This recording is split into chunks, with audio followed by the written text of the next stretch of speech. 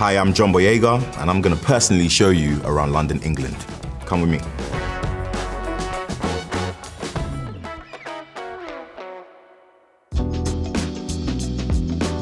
So here's what I would do if I had you in London. I'd actually get either my elder sister Grace or one of my aunties to cook you a nice little plate. We take that out to Richmond Park, get a nice little picnic set up. Richmond Park has like a up steep hill that overlooks the city skyline, like a clean line of just the London city. There are peaceful deers in Richmond Park that will walk past you and not try to kill you.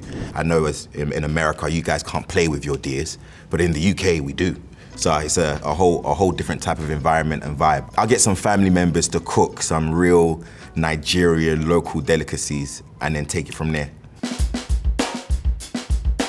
I think the best way to navigate London is to get into central London first and just take the tube around in that area. Try and take the tube out there. It's quite easy. It's color coordinated, like how they have it. It's got pop-up pictures, so you know where you are. But it's quite easy. You enjoy it. I think one thing about the city that's definitely underrated and people don't notice is that our transport system is very good. So it's actually quite easy to get around. And in comparison to other major cities, it's actually quite clean and efficient. Sometimes people don't recognize that you can get around London quite easy. So we can take you to Greenwich. Greenwich is a nice spot to live in and to stay. You have access to central London as well as being away from the cluster of what central London can be. Richmond is a very nice area. Brixton now has very nice accommodation and places in it if you want to stay closer to the city. There's Clapham Junction. There's St. John's Wood for you 1% rich people, because I know you guys want to come down and travel, right? So St. John's Wood in the northwest of London is quite nice. And there's some really good spots, you know, it just depends aesthetically what you're into.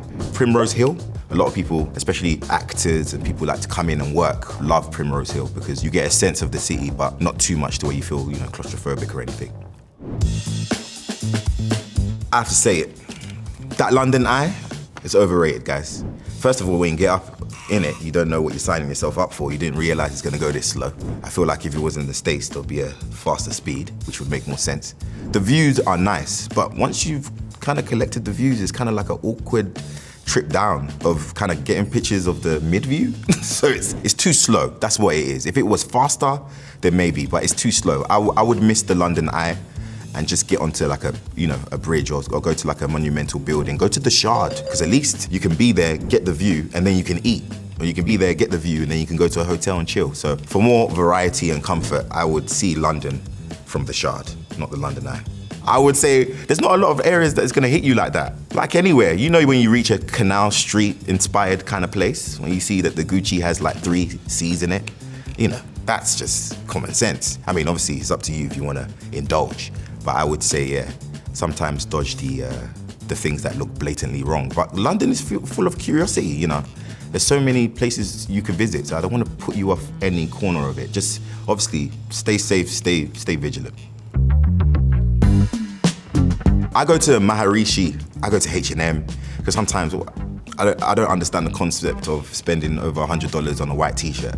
It's a white tee, they don't know it's H&M, they think it's, All Saints. So you might as well, try and, buy some cool stuff from like Maharishi. H&M's got some good pieces. And then apart from that, so sorry, the privilege comes in. As a celebrity, I get stuff for free, so I tend not to buy much stuff. So if you're in London, you've got to see some good theatre. Much like New York, you've got to see Broadway. London, you've got to see some theatre. I love the National Theatre. I love the Young Vic. I love the Old Vic, which I've performed in. It's a theatre that I've always been curious about, but I've always kind of seen it as a theatre for the much more established and much more influential actors. But I received a great opportunity to go there and perform for a few months, and it's the best experience of my life. The Old Vic does socially conscious plays, as well as crazy new fresh concepts. They work with new fresh directors as well as well-known ones, and a lot of actors go there, you refine your skills while being given an opportunity to perform live to your audience. So that's a good place to go to. So the Old Vic is right near Woolwich, so right near the IMAX Roundabout Cinema, which is right near Waterloo Bridge. And on the same street is the Young Vic Theatre. And now your Young Vic is pretty much says it itself, but it's pretty much more younger plays by younger directors, playwrights and actors. There's a lot of energy that comes from there. But both of them are just, there's something in there for someone. If you want to watch more cultured plays, Hackney Empire is a good place to go to, where you see new, fresh playwrights. I think it's called something else, but it was once called the Tricycle Theatre in Kilburn. Has some real great political plays in there, and some really good new, fresh actors show up on the stage scene, you know. I go to Shakespeare's Globe Theatre as well. It's like how they used to have it back in Shakespeare's day, when they used to be talking about Othello and all that kind of stuff. You know, you still get the open roof experience. If the weather is bad, that's on you. I didn't tell you to go on a rainy day. But you get the open roof, and then you get the same experience they used to have when they used to go to theatre in the earliest days.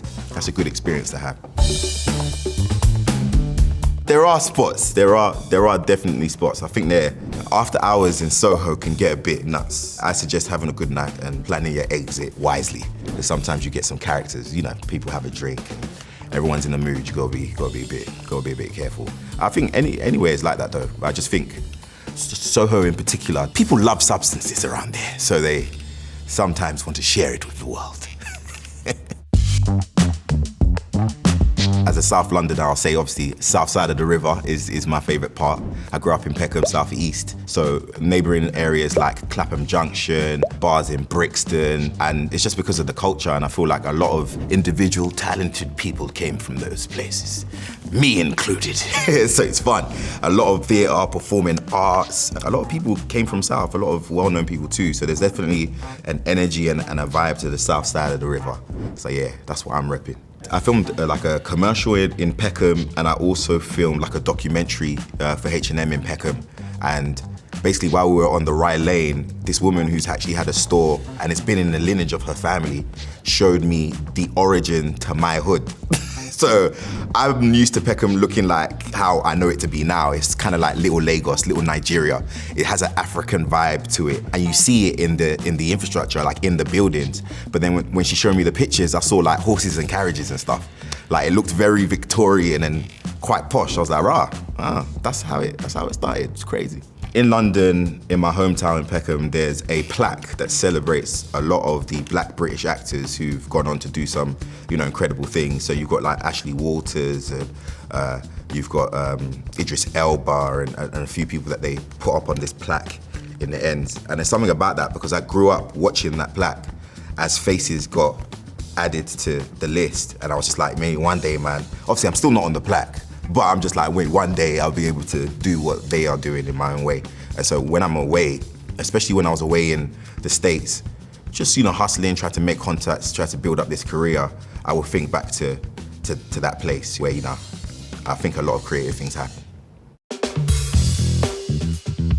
I think it's the clash of cultures that makes London such a special city. And the fact that you've got everybody from every background that comes into one city and has an influence on the culture there, influence on the infrastructure, influence on the food, the vibes. That's what I think makes London cool. You can get boss man from Kurdistan, another guy from Nigeria, another guy from Ghana, another dude from Poland. It's just a mixture of different cultures and people, and that's what's dope about it. That's it. You're seeing London through my eyes. But you gotta see it yourself. Hopefully I see you down there.